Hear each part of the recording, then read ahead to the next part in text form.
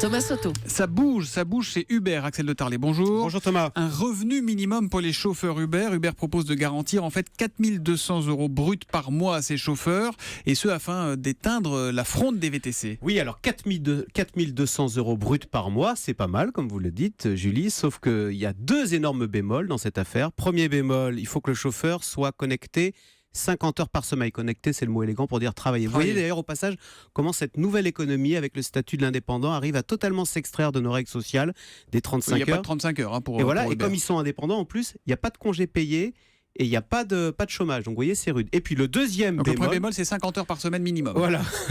Et le deuxième bémol, c'est que ce 4 200 € brut par mois. Or là-dessus, le chauffeur doit payer la location de sa voiture, l'essence, la fameuse commission Uber qui vient de passer de 20 à 25%. De 25 à 20. Non, elle vient ils ont d'augmenter augmenté, de 20 à 25. C'est pour ça qu'ils sont en colère. Et puis là-dessus, ils doivent payer en plus le fameux RSI. Vous savez, le truc injoignable qui est très cher. Résultat, au bout de 50 heures par semaine, le pauvre chauffeur Uber va toucher, c'est un rapport qui l'affirme, qui a été commandé par le gouvernement, environ, ça dépend, un SMIC.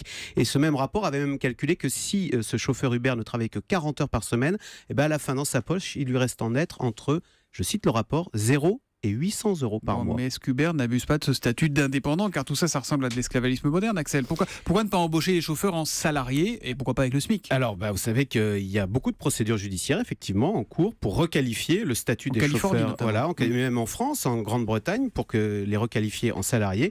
Oui, c'est vrai, ce statut d'indépendant, d'auto-entrepreneur manque de protection et il est parfois détourné. En même temps, Thomas, il ne faut pas jeter le bébé avec l'eau du bain, comme on dit, parce que ce statut a quand même une vertu qui est importante. Il est synonyme de liberté. Ça veut dire qu'on travaille quand on veut, qu'il n'y a plus d'hiérarchie. Et le plus important, c'est qu'on est libre de se lancer sans demander l'autorisation à personne.